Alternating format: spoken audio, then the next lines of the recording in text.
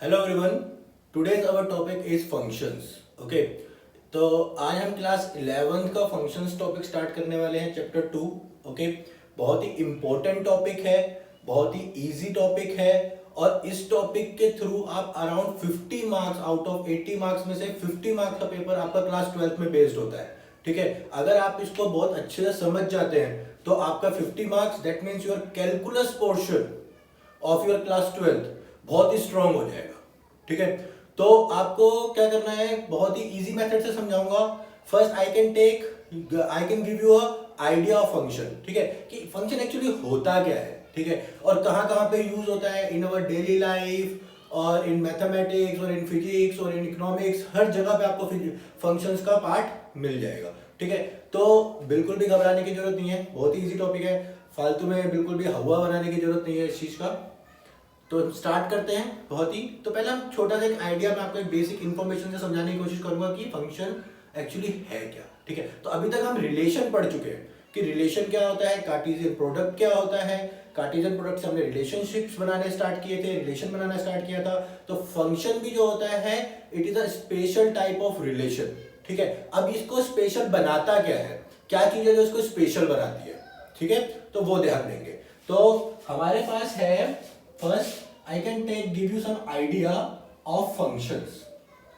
तो फंक्शन में जो सबसे मेन इंपॉर्टेंट थिंग है, first this is function is a special type of relation. ठीक है, अब वो स्पेशल टाइप ऑफ रिलेशन का मतलब क्या है कि वो उसको क्या चीज स्पेशल बनाती है। तो देखिए, जैसे कि मैं एक एग्जांपल ले लेता हूं।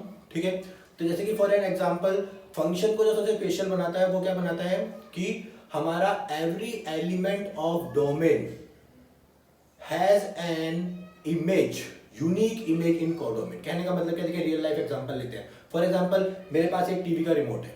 ठीक है, तो अब एक टीवी का रिमोट है आपके पास, इसके सारे बटन जो हैं वो एक बटन एक ही फंक्शन के लिए बना होता है। लाइक अगर ये जैसे वॉल्यूम का बटन है, आप इसको ऊपर से क्लिक करेंगे तो ये वॉल्यूम इंक्रीज कर देगा, माइनस पे क्लिक करेंगे तो वॉल्यूम डिक्रीज कर देगा, है ना। चैनल चेंज करना है तो उसके लिए अलग है, अगर आपको ब्राइटनेस बढ़ानी है तो अलग है, मेन्यू पे जाना है तो अलग है, रेड बटन आपका अलग है पावर के लिए। तो मीन्स आपका एक बटन एक फंक्शन परफॉर्म करता है। ठीक है, अब मैं कभी भी ऐसा नहीं चाहूंगा कि फॉर एग्जांपल कि मैंने एक बटन दबाया कि चैनल भी चेंज हो जाए, आवाज भी बढ़ जाए, है ना। तो फिर उससे फायदा क्या हुआ। फॉर एग्जांपल मेरे पास स्विच बोर्ड है, स्विच बोर्ड पे आप देखते हैं तो आपके डिफरेंट टाइप्स ऑफ बटन लगे होते हैं। कोई बटन आपका फैन ऑन करने के लिए लगा होता है, कोई बटन आपका लाइट ऑन करने के लिए है, कोई रेफ्रिजरेटर के लिए है, कोई टीवी के लिए है। अगर आप एक ही बटन ऑन करें और सब चालू हो जाए तो ऐसा बटन तो मैं अपने घर पर नहीं लगवाना चाहूंगा, ऑब्वियस सी बात है ना। तो हमें क्या चाहिए कि एक एलिमेंट मींस एक बटन एक ही फंक्शन को परफॉर्म करे। तो सिमिलरली इन मैथमेटिक्स हमारा जो फंक्शन है वो भी इसी तरीके से काम करता है कि अगर हम उसको एक वैल्यू प्रोवाइड करते हैं कोई, तो वो हमारे को एक सिंगल वैल्यू ही प्रोवाइड करेगा। ठीक है, मींस अगर हमने उसको डोमेन के एलिमेंट से एक एलिमेंट प्रोवाइड किया तो वो हमें कोडोमेन का एक ही एलिमेंट को मैप करके देगा। ठीक है, जैसे कि फॉर एग्जांपल ये देखिए, जैसे कि मैं ले लेता हूं, मेरे पास एक स्विच बोर्ड है। स्विच बोर्ड पे आपने देखा होगा बहुत सारे बटन्स लगे होते हैं, there are different types of buttons. ठीक है, जैसे हमारे फर्स्ट बटन है, ये सेकंड है, ये third, fourth, fifth. First button मैंने कहा कि ये फैन का है, सेकंड बटन जो है वो हमारा टीवी का है, थर्ड बटन जो है वो मेरा लाइट का है, फोर्थ बटन जो है वो मेरा लाइक रेफ्रिजरेटर के लिए है। ठीक है, रेफ्रिजरेटर के लिए। और फिफ्थ बटन मान लेते हैं मेरा, जैसे कोई भी आप एग्जांपल ले लीजिए, टीवी हो गया, लाइट हो गया, फैन हो गया, रेफ्रिजरेटर हो गया,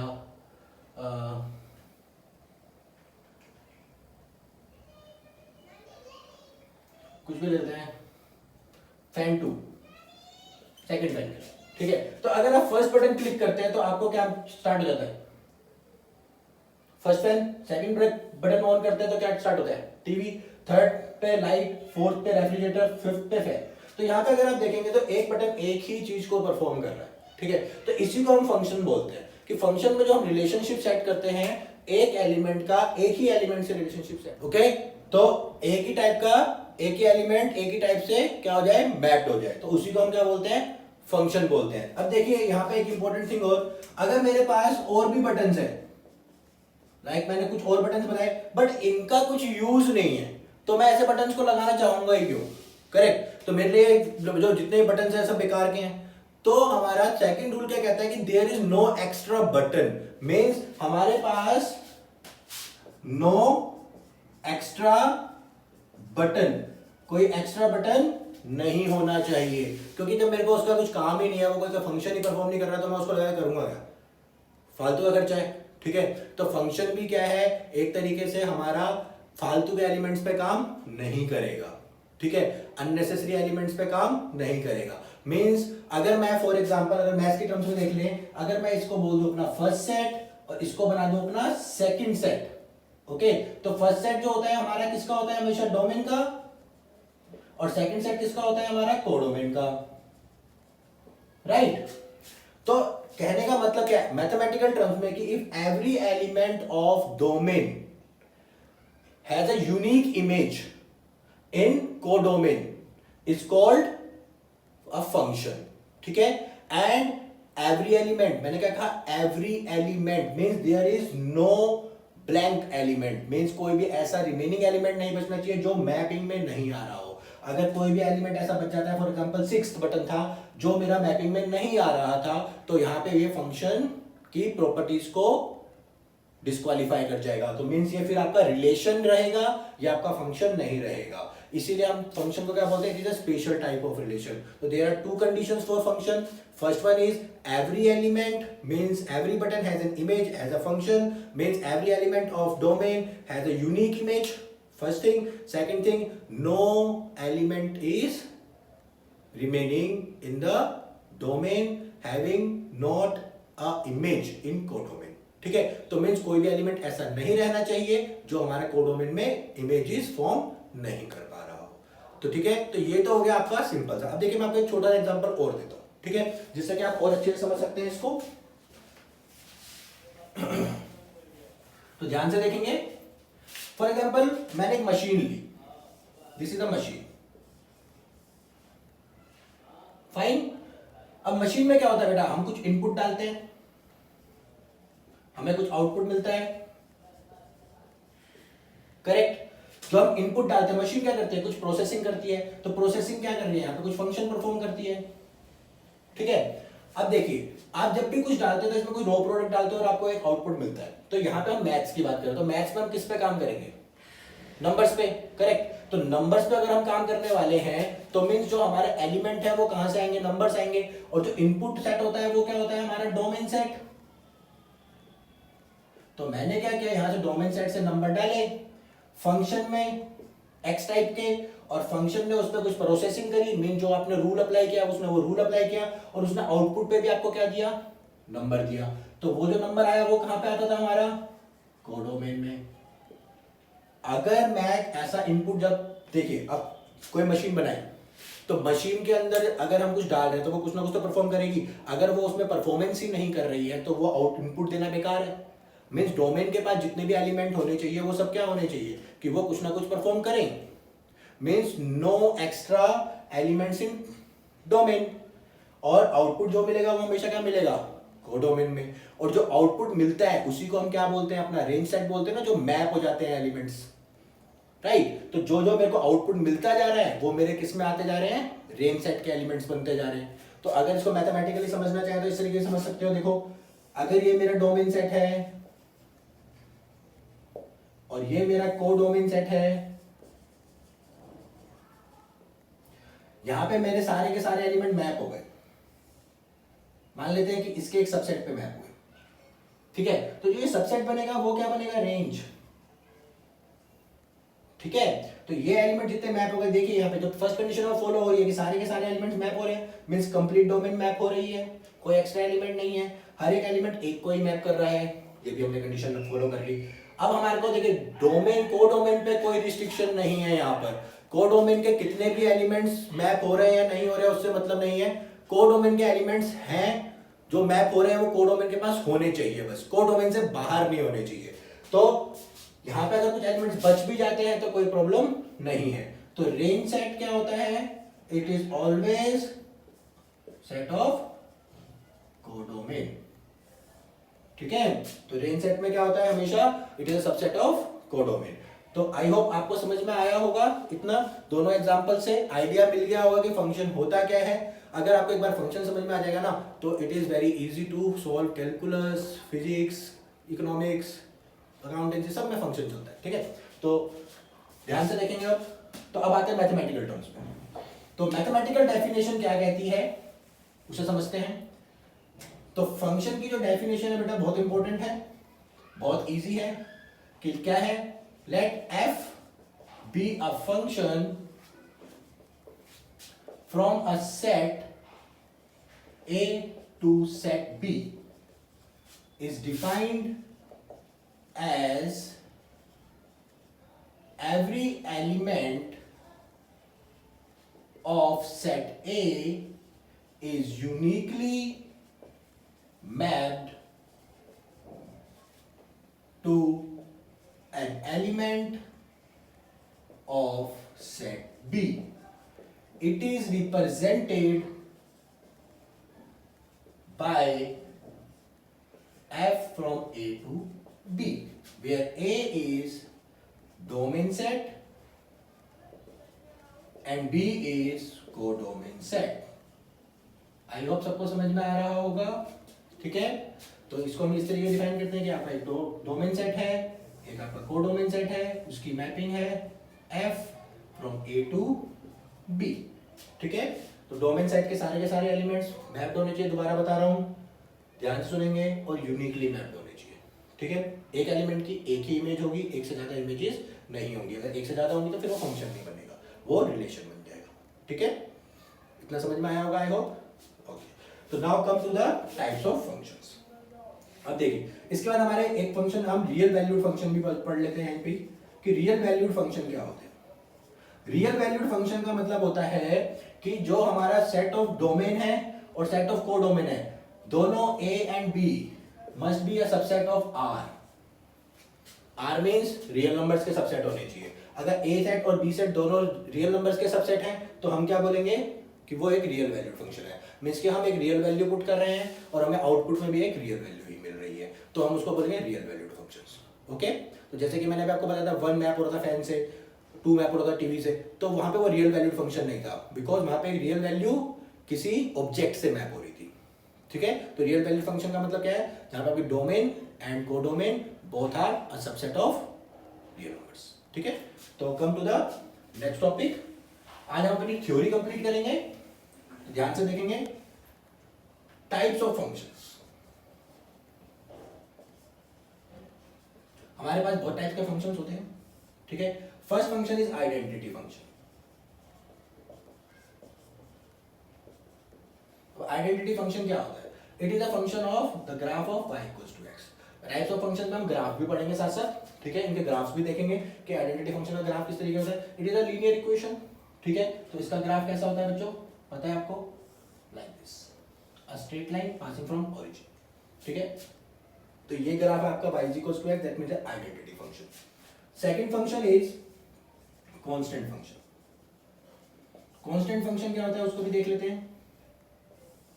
कांस्टेंट फंक्शन होता है हमारा y equals to c type. Okay, means जिसके x की हर एक वैल्यू के लिए आपका क्या है, एक c वैल्यू है। ठीक है, तो ये आपका किस तरीके का ग्राफ होगा, ध्यान से देखेंगे कि y हमेशा c ही रहेगा। x के हर एक वैल्यू पे आपको y की वैल्यू क्या मिलेगी, c। तो it is also a straight line graph but is parallel to x axis. Okay, third one is polynomial functions. अब पॉलिनोमियल फंक्शन को बेटा हम दो पार्ट्स में डिवाइड करते हैं। देखिए, आपको पॉलिनोमियल इक्वेशन पता है, पॉलिनोमियल इक्वेशन किस टाइप की होती है, a x की power n plus an minus 1 x की power n minus 1 so on a1x plus a0 where an not equals to 0। ये हमारे पॉलिनोमियल इक्वेशन की सिंपल डेफिनेशन है ना, सिंपल फॉर्म है जिससे हम रिप्रेजेंट करते हैं। तो यहाँ पर हमारी n की वैल्यूज देखिए इवन भी हो सकती है, ऑड भी हो सकती हैं, and n must be n natural number. ठीक है, तो यहाँ पे आपका होल नंबर होता है। तो अगर n आपका इवन है और n आपका ऑड है तो देयर आर टू कंडीशंस, दोनों के ग्राफ डिफरेंट बनेंगे। ठीक है, तो यहाँ पे आपको दोनों का ग्राफ बना के दिखाता हूँ, ध्यान से देखेंगे। जैसे कि मैंने बोला कि y is equal to x square, तो it is a polynomial equation of degree 2 odd है पावर, तो यहाँ पे इसका ग्राफ बनेगा parabolic, upper parabola like this.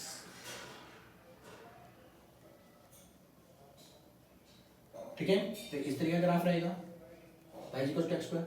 अगर मैं इसकी पावर बढ़ा देता हूँ, x की पावर 4 कर देता हूँ, तो ये थोड़ा कंट्रास्ट हो जाएगा, अंदर की तरफ आ जाएगा क्योंकि और शार्प होता चला जाएगा, तो ये हो जाएगा x की पावर 4। अगर मैं x की पावर 6 कर देता हूँ तो ये और अंदर आ जाएगा लाइक दिस, क्योंकि पावर्स में वैल्यू जल्दी जल्दी मिलेंगी हमें। ठीक है, सिमिलरली अगर मैंने बनाया y is equal to x cube odd powers, ठीक है, अगर ऑड पावर्स बनाते हैं तो ऑड पावर्स में हमारा जो ग्राफ रहता है बेटा वो कुछ इस तरीके से रहेगा, ध्यान से देखेंगे। It is a wave type like this, ठीक है, कुछ इस तरीके से। अगर मैंने यहीं पे ये था हमारा एक्स क्यूब, अगर मैंने x की पावर 5 कर दिया, y is equal to x की पावर 5 ले लिया, तो 5 में क्या हो जाएगा, थोड़ा अंदर की तरफ आ जाएगा, कर्व वेव छोटा होता जाएगा, ये x की पावर 5 का। अगर मैंने 7 कर दिया तो और अंदर लाइक दिस, ठीक है, कोई प्रॉब्लम? तो ये जो है हमारे ग्राफ से पॉलिनोमियल के, तो इसको भी नोट करेंगे, इंपॉर्टेंट है। इसके बाद आते हैं हम fourth one, that is modulus function.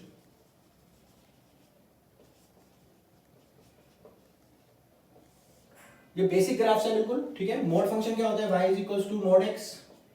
इसको आप स्प्लिट करते हो किस तरीके से, negative positive when x is shorter than 0 और when x is greater than equals to 0। मींस जब x की वैल्यू पॉजिटिव है तो वो पॉजिटिव ही रहती है, जब नेगेटिव होती है तो माइनस लगा के उसको पॉजिटिव में कन्वर्ट कर लेते हैं। तो इसका जो ग्राफ होता है बच्चों वो कुछ v टाइप होता है, मींस नेगेटिव वैल्यूज के लिए भी पॉजिटिव वैल्यूज के लिए, ठीक है। तो ये हो जाएगा आपका y is equal to mod x का ग्राफ। ये आपकी लाइन होती है y is equal to x और ये y होती है माइनस x, ठीक है। मतलब यहां से यहां तक y equal to minus x है, यहां से यहां तक y is equal to x, ठीक है। फिफ्थ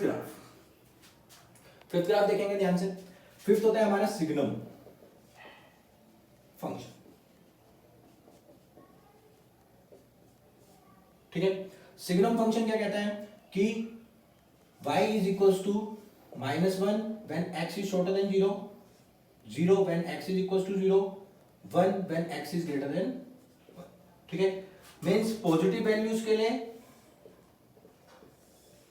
पॉजिटिव 1, नेगेटिव वैल्यूज के लिए दिस इज 1, नेगेटिव वैल्यूज के लिए -1 और 0 के लिए एग्जैक्ट 0। देखिए यहां मैंने ना ओपन सर्कल बनाया। ओपन सर्कल का मतलब क्या है कि ये एग्जैक्ट 1 नहीं है यहाँ पे, मतलब ये 0 पे वैल्यू 0 नहीं है, 0 पे वैल्यू क्या है 1 है, सॉरी 0 पे वैल्यू 0 है, इसलिए मैंने यहाँ पे डार्क किया है। और ओपन से मतलब क्या है कि वहां पे एग्जैक्ट वैल्यू को कंसीडर नहीं करेंगे, ठीक है। 6th ग्राफ आता है आपका ग्रेटेस्ट इंटीजर फंक्शन। ये भी काफी इंपॉर्टेंट ग्राफ है, greatest integer function. Greatest integer function के लिए हम सिंबल यूज करते हैं this square brackets y equals to this. इसका कहने का मतलब क्या है वो समझेंगे। मतलब कि ये क्या कहता है कि ये कभी भी आपको डेसिमल में आंसर प्रोवाइड नहीं करेगा।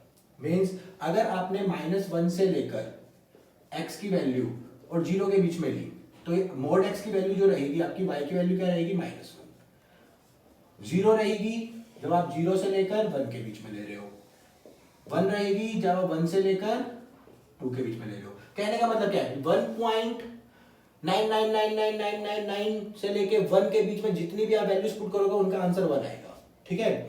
अगर आप 0.999 से लेके 0 तक की वैल्यूज पुट करोगे मतलब ये उसके पीछे वाला इंटीजर, ठीक है। तो देखेंगे इसका ग्राफ कैसे बनता है। इसका हमारा ग्राफ बनता है स्टेयर्स टाइप, जैसे सीढ़ियां होती है वैसे। This is 1 2 3 4, -1 -2 -3, this is 1 2 3, this is -1 -2 -3, ठीक है। तो आप यहां पे ध्यान से देखेंगे 0 से लेके 1, 0 से लेके 1 पे आपको वैल्यू क्या मिल रही है 0, मींस ये आपका पूरा का पूरा दिस, ये डार्क कर दिया मैंने, ठीक है। 1 से लेके 2 पे आपको सारी वैल्यू क्या मिल रही है 1, मतलब यहां से यहां तक 1, -1 से 0 -1 -2 से दिस। तो ये इस तरीके से ऊपर बढ़ता रहता है, तो ये स्टेयर्स टाइप का बनेगा आपका, ठीक है। पर देखिए एग्जैक्ट 1 पे आपको 1 ही मिलेगी, एग्जैक्ट 2 पे आपको 2 ही मिलेगी, तो यहाँ पे ये डार्क है, -1 पे -1 ही मिलेगी, ठीक है। एग्जैक्ट इंटीजर की वैल्यू वही रहेगी जो है, बट अगर डेसिमल है तो वो उसके पीछे वाला इंटीजर को कंसीडर करेंगे हम, ठीक है। तो ये आपके 6 बेसिक ग्राफ्स हैं जो काफी यूज पे आते हैं, और ये 6 के 6 ग्राफ्स आपके टाइप्स ऑफ ग्राफ्स में आएंगे। इसके बाद आते हैं हम अपना अलजेब्रा ऑफ फंक्शंस पे, ठीक है। अलजेब्रा ऑफ फंक्शंस देखते हैं, आज का लास्ट टॉपिक है हमारा algebra of functions.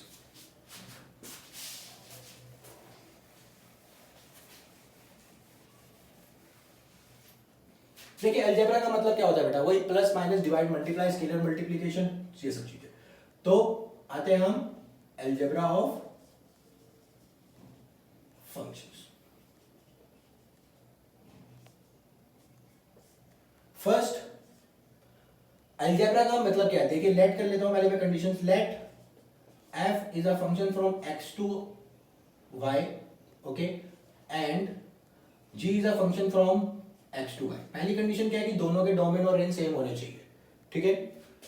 First condition, दोनों सेम को डोमेन और कोडोमेन पर फंक्शंस फॉलो करने चाहिए। दूसरी चीज ध्यान से देखेंगे कि ये हमारे डिफाइंड है, are real valued functions, real valued होने चाहिए, क्योंकि रियल वैल्यूज को आप ऐड कर सकते हो या सब्ट्रैक्ट कर सकते हो या मल्टीप्लाई कर सकते हो। तो first condition is sum of two functions, या फिर एडिशन ऑफ टू फंक्शंस लिखते हैं, एडिशन ऑफ टू फंक्शंस।